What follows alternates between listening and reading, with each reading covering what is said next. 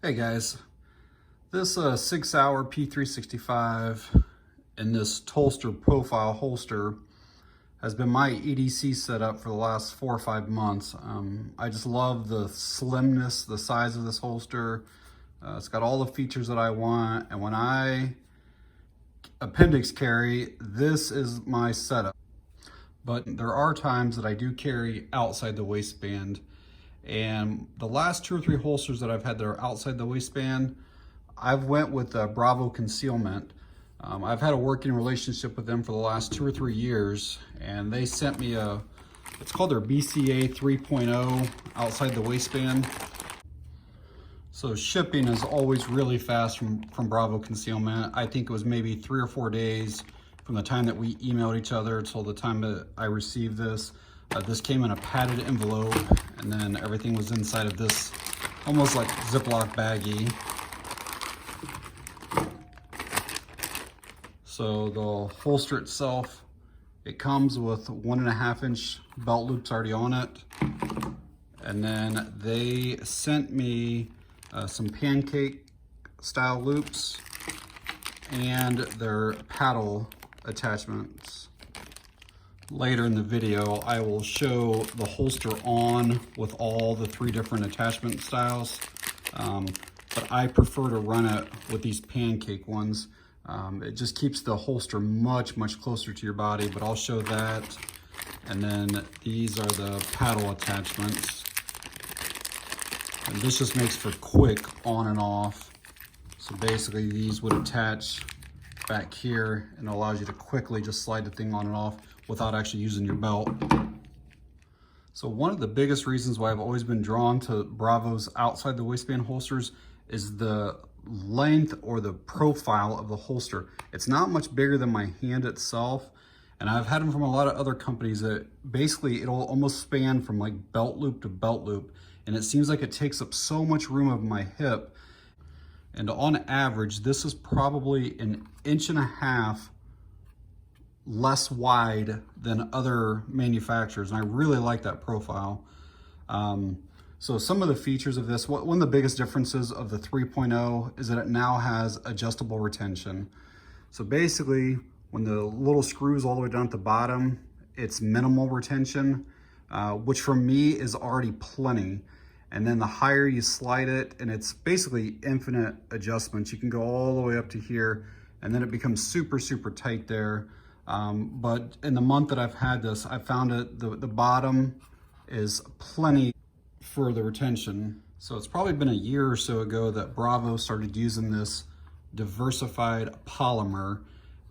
So it is not a Kydex, but in my opinion, it's just as rigid, if not even more. And all of this is injection molded, so you're not gonna have a bunch of wear on your slide and scratches on it. Another nice touch is they actually put which firearm it's for on all of their holsters. So besides the adjustable retention, they've also taken off material where it's not needed. So instead of this coming straight out and straight up, it just makes it a little more comfortable when it's on you. Another thing is that from the factory is it has a 10-degree cant. So instead of the firearm being just straight up and down while it's on your side, it's actually got a forward cant to it a little bit. And then like I said, it comes with the 1.5 inch belt loops, and these are just fine for most people. You can see how there's a space, maybe finger width that's through there. So that's, I don't know, somewhere between like 1/2 inch to probably 3/4 inch. But the Pancake style ones basically is like half of this. It's probably only like 1/4 inch. So it just brings it a whole lot closer to you. I've done many holster reviews, and some of my big things is the holster has to completely cover the trigger guard. I like adjustable retention, but it doesn't have to be adjustable as long as it's really good retention. And then the third thing is I like it to personally cover a full sweat shield. And just to kind of show you here with this, so we'll listen for the audible click, and that's what usually tells you that's catched onto the trigger guard here. So the retention on this thing is insane, and it's in the lowest setting right now, and it will not rattle, move, nothing. It's really in there. Then as you can see, it completely covers the entire trigger guard area. So I really like that. And then it almost completely covers up to there. There's, again, probably just over a 1/4 inch of space left, which if I'm wearing a t-shirt or anything, you know, that doesn't bother me, but I would like that to come all the way up and cover up to there. It probably wouldn't take that much more for them to change that and bring that all the way up, but I'm still satisfied with the way that is.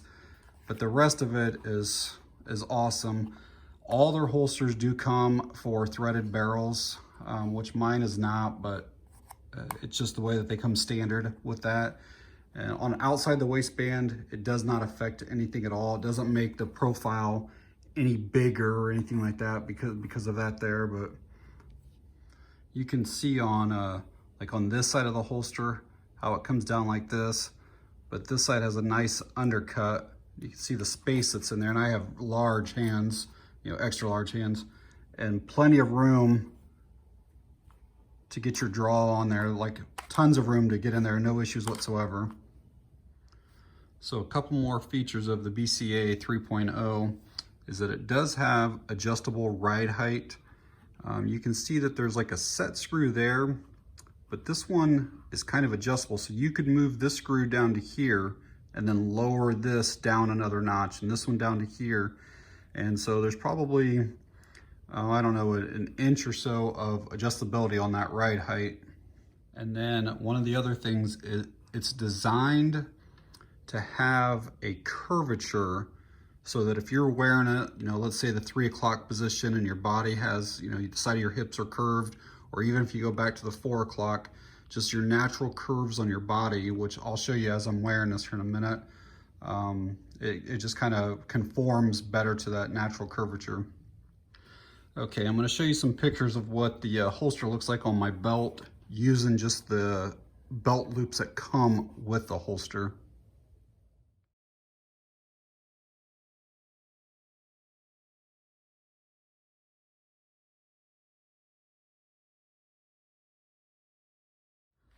Okay, so I got the standard belt loops off, and I'm gonna switch over to these paddle attachments next.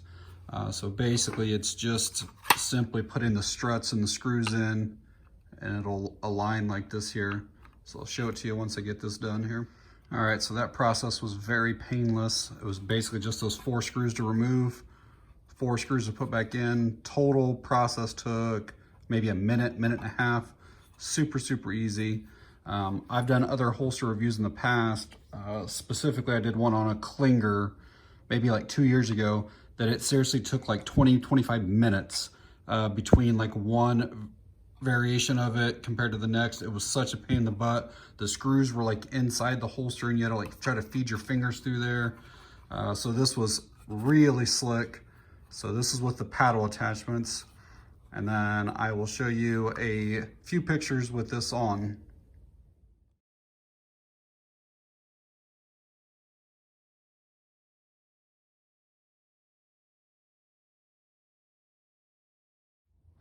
So the obvious advantage to using these paddle attachments is that you can quickly put your holster and gun on your belt or over your pants, whichever, and then quickly remove it.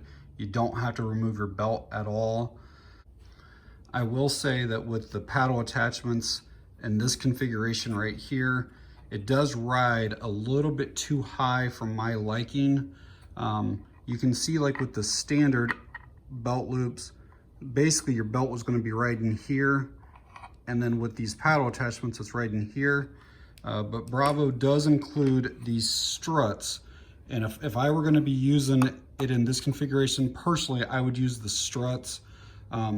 Basically the struts, you mount it here like this, and then you're able to mount this up higher and use it like that, so it drops the holster down a little bit lower. I found it in this configuration here, it felt like it was an inch or so too high on my draw, so I did not like it with just that. So I would definitely use the struts, but again, it all depends on what your draw is. The other thing that I did notice with my leather belt is that the number of times that I slid this on and off, it really gouged up the side of my leather belt.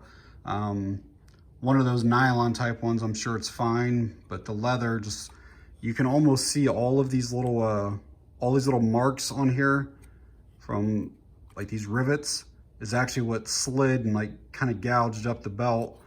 Yeah, I'm not really too worried about a leather belt, but just something to keep in mind that if you're wearing a leather belt, you probably should expect a bunch of scratches on it from sliding this on and off.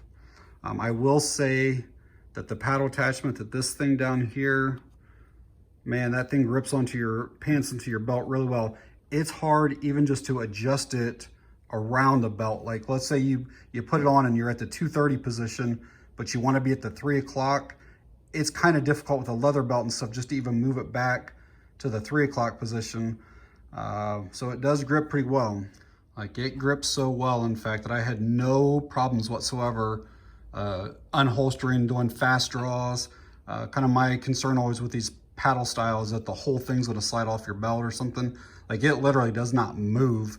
It really felt like it was just a standard belt loops, and so they definitely work as average. I'm gonna switch over to the pancake style loops, which is the way I always wear my outside the waistband. So this is definitely my preferred way of carrying outside the waistband. And if you were to order a holster from them, which I believe they're like in the $40, $45 range, I would definitely pay the upgrade and get the pancake style loops with it. It pulls everything just so close to your body. It's kind of hard to show on here, but like these traditional loops, so this part right here is what your belt would be touching. And so there's that much space, which again, you know, I can fit my finger through there, but there's that much space that the outside of the holster is away from your body. And it's not a lot, but when you compare it to how tight, how close this thing gets, this really is like wearing an inside the waistband holster. It gets the gun that close to your body. Like there almost is no difference between, other than comfort, between carrying inside waistband.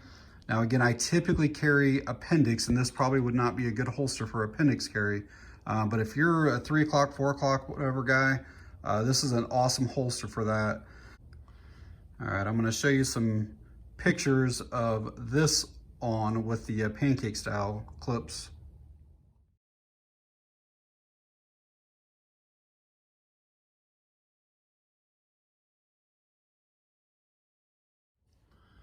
So hopefully those pictures there gave you some idea of how close this thing can get to your body. I really have enjoyed working with Bravo Concealment. They put out a good product at a very reasonable price. They often run specials where you can buy a holster, get one free, or you buy a holster, you get a mag carrier free. And their holsters are generally in the $40 to $45 range, so they're definitely not overpriced by any means. They have a 30-day money-back guarantee, no questions asked. You know, you get it, you don't like it, just send it back. And then they also carry an unlimited lifetime warranty for any type of manufacturing defects. So yeah, overall, I really like Bravo products and do recommend them. YouTube's kind of funny about leaving links, but I will try to leave a link down below. If not, just type in Bravo Concealment Holsters and it'll take you to their site. So, all right, guys, that's it on this one. Thanks for watching. I appreciate it.